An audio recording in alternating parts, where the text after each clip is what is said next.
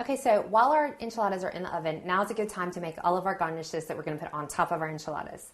And I love shredded lettuce on top of my enchiladas. When you get the nice cool crisp of it, the lettuce along with the hot enchiladas, it's just a really good combination.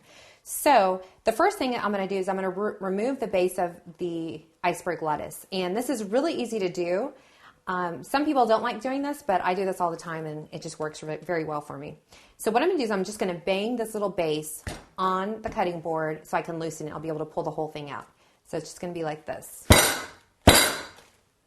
So what it's done is it's loosened it, and I can, with my hands now, just pull out the core.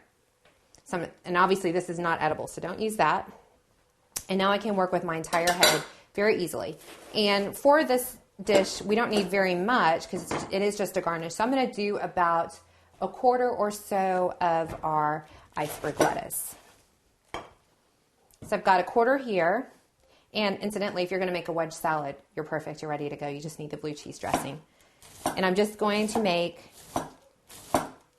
thin, long shreds of my lettuce. Now, if you're not going to use this right away, I would wrap it in a wet paper towel, place it in a baggie, and place it in your refrigerator. And that'll help keep it nice and crisp.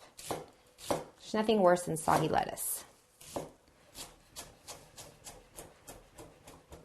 Got one little piece here. And then we're going to place it on our plate so our guests can add the lettuce as they would like.